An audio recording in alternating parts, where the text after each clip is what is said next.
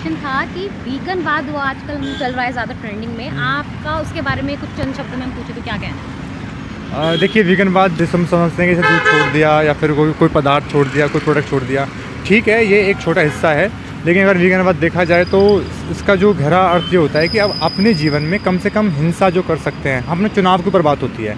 कहीं अपने स्वार्थ के लिए हम कुछ चीज़ तो नहीं खा रहे। अगर मान के चलो मैं सिर्फ दूध नहीं पी रहा हूँ, लेकिन मैं उसकी जगह कुछ और कंजप्शन कर रहा हूँ, मैंने अपने नारियल दूध का कंजप्शन बढ़ा दिया है, तो कहीं ना कहीं मैंने अपने स्वार्थ की पूर्ति करने के लिए बहुत चीज़ें का मतलब भोग बाद कर डाला है। तो अगर इस चीज़ को हम देख सकते हैं, चुनाव कर सकते हैं अपनी ज़िंदगी में कि हम कम से कम हिंसा कर सकें और कम से कम हम मतलब ये चुनाव कर सकें कि मेरी ज़िंदगी में सबसे अहमियत चीज़ जो है वो किसी को दुख पहुंचा के नहीं आ रही हो। आप ये कह रहे हैं कि केवल दूध छोड़ना वीगनिज्म हाँ, नहीं केवल दूध छोड़ना वीगनिज्म नहीं। वीगन में तो बहुत लोग इसे दूध छोड़ लेते हैं, हम अपना कपड़े जो लेदर यूज होते हैं हम उसको छोड़ देते हैं, काफ़ी चीज़ें ऐसी वो ठीक है, लेकिन उसी जगह हम दूसरी चीज़ को बढ़ावा दे देते हैं। जैसे कि हमने मिठाइयाँ, वीगन मिठाइयाँ होती हैं, वीगन फूड होता है, हमने इनके कंजप्शन को बढ़ा दिया है। मूल चीज़ ये है कि कंजप्शन ज़्यादा हो रहा है। कंजप्शन अगर ज़्यादा हो रहा है तो कहीं ना कहीं हमने वहाँ पे भी हिंसा कर रखी है।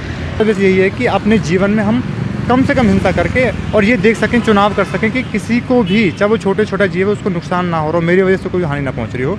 मैं चुनाव करके सही ज़िंदगी और सही चीज़ें कैसे कर सकता हूँ। जैसे